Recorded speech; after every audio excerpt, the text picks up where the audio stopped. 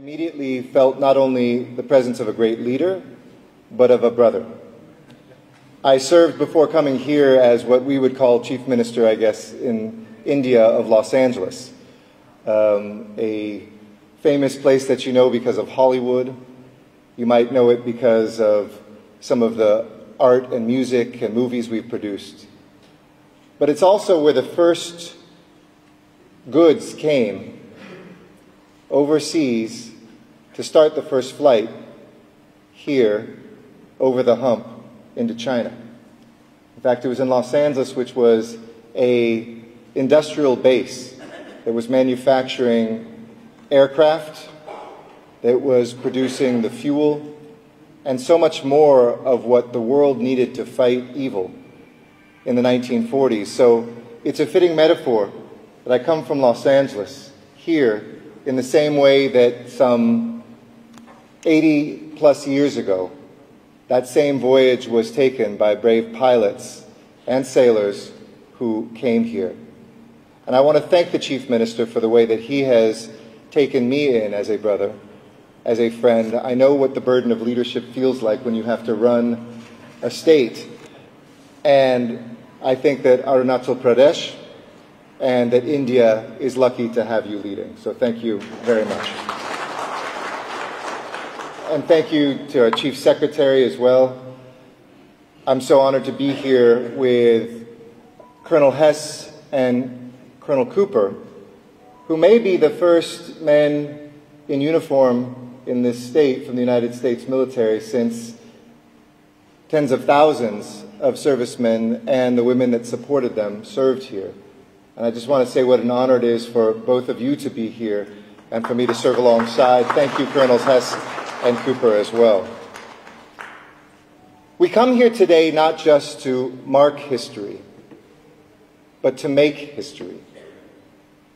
To see the ways in which each one of us is called not just to witness the past, but to do something to change the future.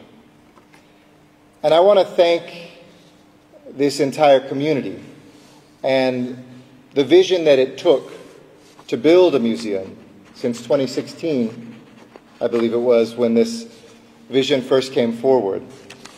And when you think through what Oken and this team have put forward, this isn't just a gift for Arunachal Pradesh. It isn't just a gift for the families whose lives will be affected by being able to come here. It is a gift to India and to the world. And I saw with my own eyes that this isn't just a museum in some remote part of India halfway around the world from the United States. This is a world-class museum already in its opening day. So congratulations, Oken, and to Aramban and the entire team that has made this happen. We're here today because of the events that occurred during World War II, when the Japanese army blocked the Burma Road, the major supply artery for Allied forces in Asia. The only way we knew to provide troops in China with life-saving supplies was to take to the skies.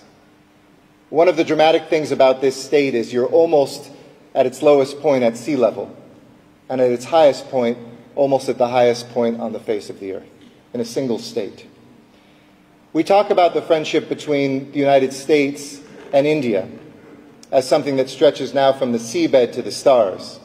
In fact, yesterday we welcomed the head of our NASA space agency, Bill Nelson, to New Delhi, and had Indian and American space visionaries talking about how this coming year we, as Americans, will take a brilliant Indian and lift him into the sky to the International Space Station from an agreement that President Biden and Prime Minister Modi made.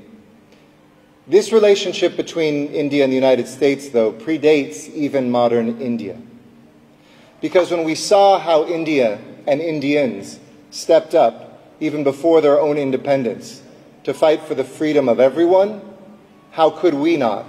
In fact, it was President Roosevelt who advocated to the British that India and Indians had to be free. How can we not today see and not feel the generosity that literally saved lives, families who are alive today because of what residents of Arunachal Pradesh did to save those men. Today, how can we not but step up to be a great friend to India, to recognize her borders, all of them, and to respect them, and to call on the world to do the same. To see the way that our defense partnership has grown to new heights, to see the way that our people-to-people ties that train future museum directors, that give opportunities for journalists to travel to the United States and vice versa to come to India, to see the 4 Ps, as I call them, of peace, prosperity, our planet, and our people, that define the principles that we share as the 2 largest democracies in the world. But back on this route, this one that started here first in Assam, then up to Arunachal Pradesh, Tibet, Myanmar, and ended in China. We know, and we had a moment of silence outside, for all those who were lost. And it is one of the cruelties of war that whenever you count the fallen, you see just how young they were, how much of their life was still awaiting them. India knows that from its war fallen, and we know that in the United States from the war that took too many of our young men and women. Flying over the tallest mountains in the world, burning so much fuel that 3/4 of the fuel they were delivering was burned just to get there, and 4 trips would have to provide enough fuel for 1 plane to be able to take off in China to resist the Japanese. Slow and heavy and weighed down with cargo, planes like the Douglas C-47, converted B-24s, flew like lumbering bricks against an unforgiving terrain, blasts of wind unlike any other in the world, with poor maps, with limited navigation, with their own eyes and whatever was available. They hung on to hope. And one of the most moving things I just saw in the museum was a letter from one man who worked here in the hump. It sounds like he was a maintenance person, writing his wife, wondering, whether he would make it back. There was nowhere to land, there was nowhere to go but onward, to push with courage and with commitment. And their actions made a significant difference. Not just for a country, not just for an alliance, but for the world. And it is a lesson for us today, that when we stand together as friends, when we stand for principles like democracy and freedom, and we stand against ideologies that seek to keep people down, that nothing can stop the human spirit. The supplies saved countless lives, 650,000 tons of fuel, food, and ammunition. My grandfather was an immigrant from Mexico who came to the United States as a baby when his father was killed in war during the Mexican Revolution. He was carried by my great-grandmother, who, when I look at the pictures in this museum, remind me of many of the men and women who saved lives. She was a native Mexican who lived in the hills of the Mexican state of Chihuahua, from a native tribe called the Tarahumara. Maybe you've read stories about them. They are the great barefoot runners, some of the best runners in the world who run in the mountains with no shoes on. And she carried her son, my grandfather, over the border to come to the United States. He wasn't accepted as a citizen, but for 20 years he lived in the United States. A humble man, he was a barber, and he volunteered in World War II to join the Allied forces and to fight in the Pacific Theater. And he came to the Pacific Theater here, not in India, but in the Philippines. As a result of that, he became a citizen of the United States, and his grandson today is standing before you as the United States ambassador to that country. When that courage steps forward, when the compassion that we saw in the hills reaches out its hands, history changes forever. But we also know that some of the stories don't end with a happy ending. It's 600 to 700 planes that were lost, those who are still unaccounted for today.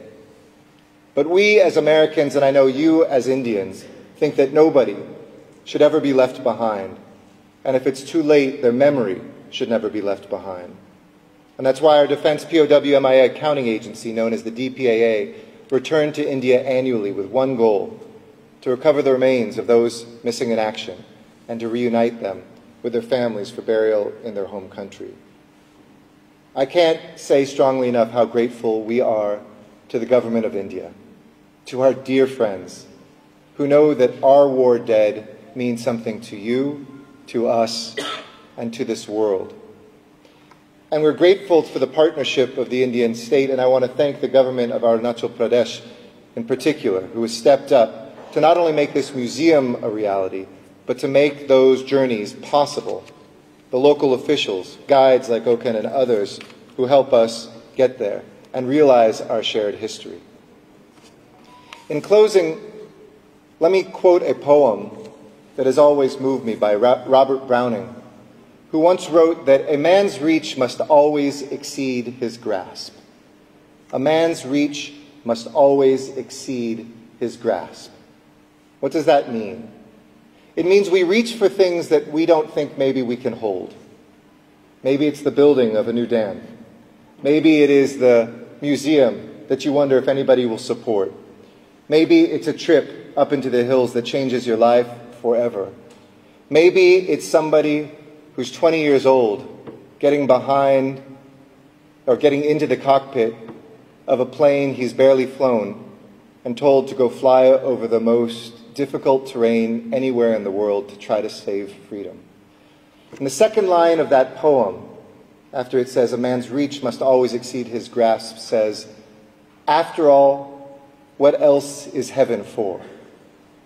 And today we see that glimpse of heaven here in the footsteps of the Himalayas that reach up to touch the heavens. That down here on earth see the bravery and the persistence of human beings who tell the story and capture the memory of the past in order that we can mark that history, but today make that history for generations to come. God bless you for what you have done. Thank you for the honor of letting me join you here today, and may the memory of our fallen live on and be a blessing forever. Thank you.